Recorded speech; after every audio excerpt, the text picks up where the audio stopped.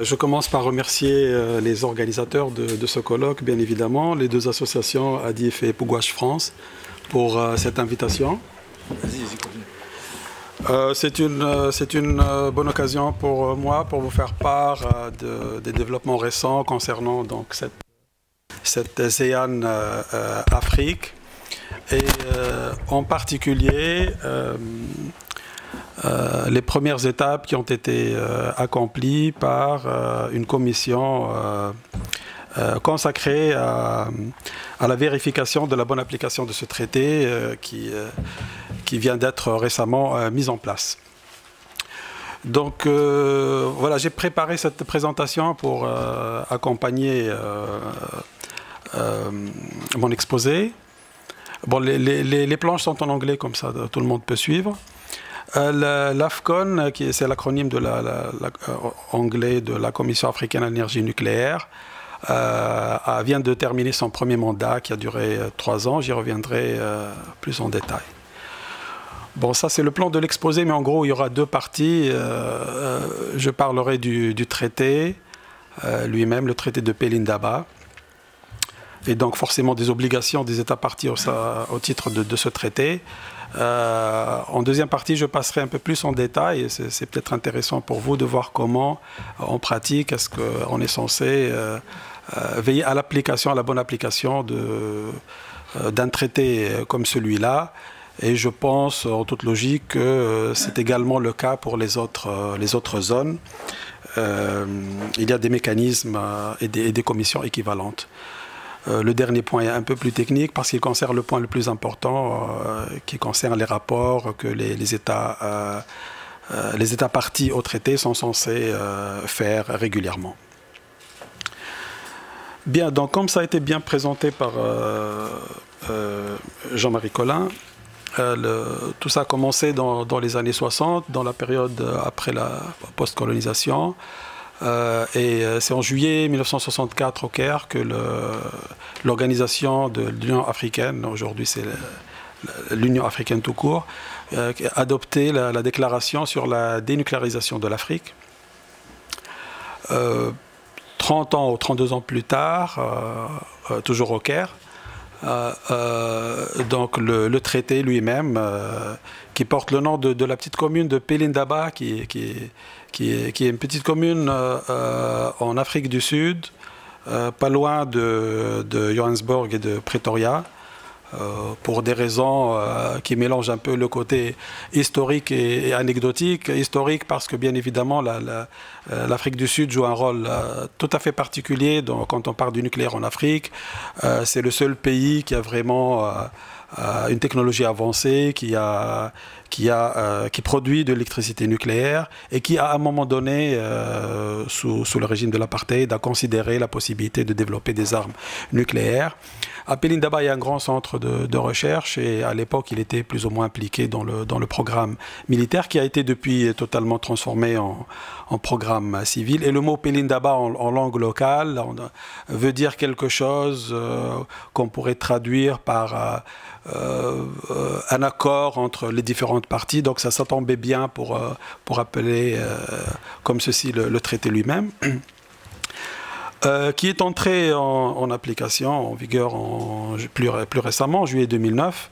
Il fallait attendre le quorum qui a été atteint après la ratification du 28e État parti. Alors depuis, les choses se sont enclenchées. Il y a eu la première conférence des États partis en novembre 2010 et la mise en place de la commission qui s'est réunie dès mai 2011. L'état des lieux actuellement, en ce qui concerne donc le traité lui-même, tous les pays de l'Union africaine ont signé le traité. Et le Maroc, bon, vous savez que le Maroc n'est pas membre, il a quitté l'Union africaine. Bon, pour des raisons sur lesquelles je ne m'étalerai pas trop ici. Il y a 38 pays parmi les 53 qui ont ratifié, déposé leurs instruments de ratification. Les plus récents sont le Congo, il y a presque une année, et la RAST, donc la République démocratique sahraoui, en janvier de cette année. Les 16 autres pays ont signé, mais la ratification est encore en attente. Et il y a un pays qui n'a pas encore signé du tout le traité. Bon, c'est un nouveau pays, c'est le Sud-Soudan. Sans doute, ça va venir. Alors tout ceci illustré par un tableau et une carte. En vert, c'est les pays qui ont déjà ratifié. Je passe rapidement sur ça. En gris, vous voyez le Sud-Soudan. La carte du traité, bon, c'est essentiellement l'Afrique continentale, mais il est intéressant également de parler des îles qui peuvent poser des problèmes particuliers. Alors, les îles, on peut les regrouper en trois groupes. Il y a les États insulaires, les États africains insulaires, comme Maurice, le Cap-Vert, Madagascar, les îles Comores, les Seychelles, les Sao Tomé et Principe. Bon, pour l'île Maurice, il y a, enfin, c'est un pays finalement assez étendu parce qu'il a des îles qui sont assez éloignées les unes des autres, en plus de l'archipel principal. Et en particulier, il y a une île qui pose un problème dans l'archipel de Chagos, qui est Diego Garcia. Vous le savez sans doute, bon, il y a un conflit avec le Royaume-Uni, etc. Il y a des îles qui dépendent, qui appartiennent à des États africains continentaux. Bon, ça inclut toutes les îles et même les petits îlots, mais essentiellement celles qui sont citées ici, les îles de Prince-Édouard, dépendant de l'Afrique du Sud, et l'archipel du Zanzibar. Mais aussi des petits îlots. Certains peuvent poser des problèmes. Il y a quelques années, dans l'actualité, il y avait ce problème à propos du petit îlot de Persil, ou appelé Laïla, entre le Maroc et l'Espagne. Donc il y a toujours des points qu'il faut traiter avec plus de soin que d'autres. Et enfin, le troisième groupe des îles qui sont inclus dans le traité, mais qui appartiennent à des pays non africains. C'est les Canaries, l'Espagne évidemment, et un certain nombre d'îles françaises qui sont listées ici. La carte officielle doit être mise à jour de temps à autre, et notamment avec l'apparition de nouveaux pays. Et ça a été fait récemment pour inclure notamment la République démocratique du Congo et la République du Sud-Soudan. Bon, ici on voit, donc cette diapositive illustre la présentation, un peu la présentation de Jean-Marie Collin avec les noms, et ensuite à côté la carte des EAN, des zones exemptes d'armes nucléaires.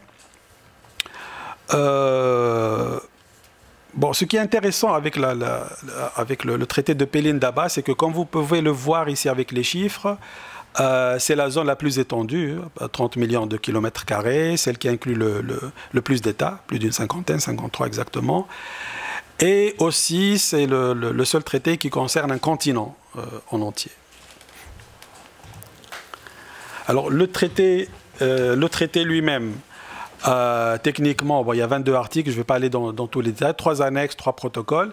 Il y a des articles qui sont spécifiques, explicites, qui concernent l'objet même du traité, la renonciation aux engins explosifs nucléaires, l'interdiction du stationnement, des tests, l'obligation de déclaration de destruction de conversion, bien évidemment l'interdiction également de l'enfouissement, insister sur l'aspect exclusivement pacifique des activités nucléaires, etc., la protection physique et bien évidemment l'interdiction d'attaques armées contre les installations nucléaires.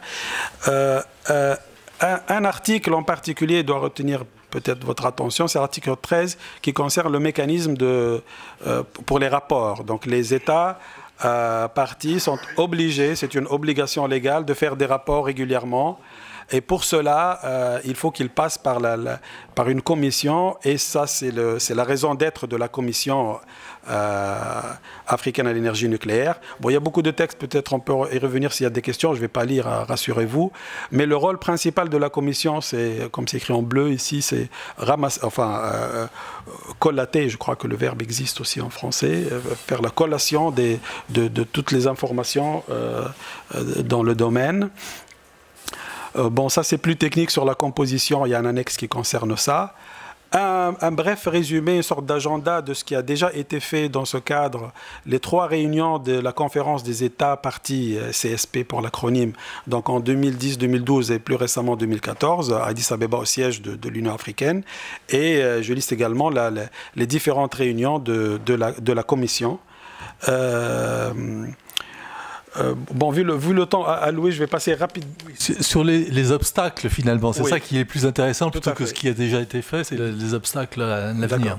Il n'y a pas de souci, donc je garderai ça éventuellement s'il y a des questions.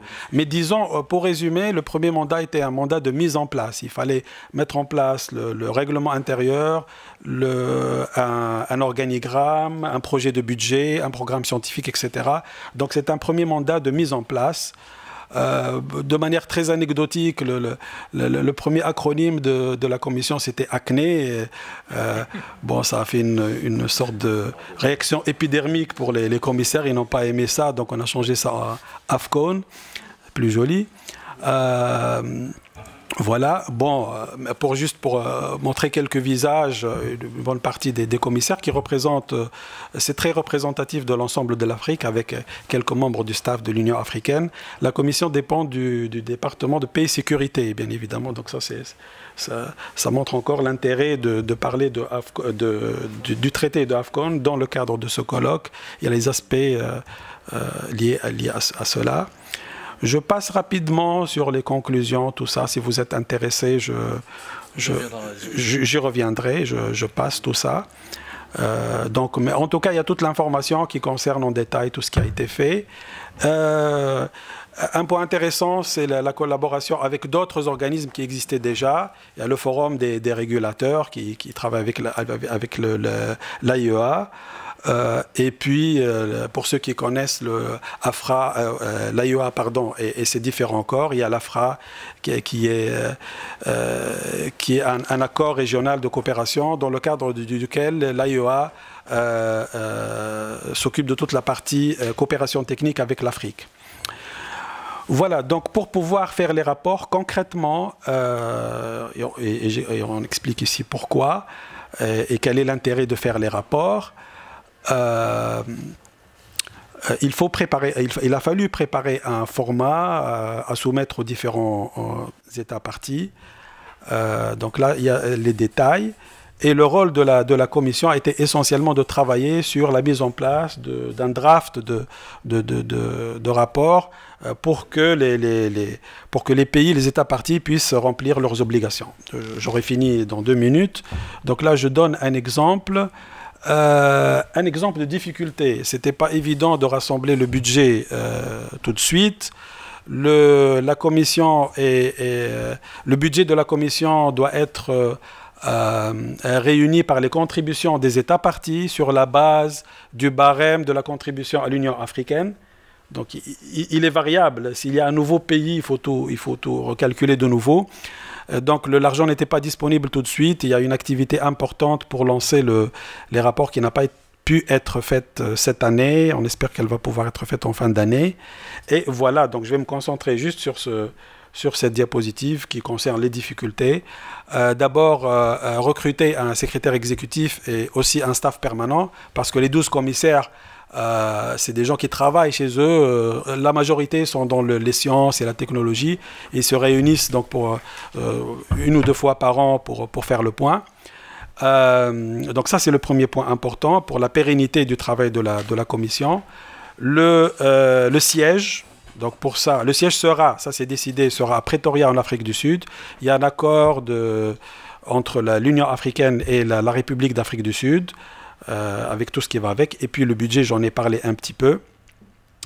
Et bien évidemment, tout ce qui a pu être fait durant le premier mandat l'a été grâce au soutien de l'Union africaine, qui est le dépositaire du traité, et en particulier le département de paix et sécurité. Voilà, je vous remercie. J'espère ne pas avoir été trop long.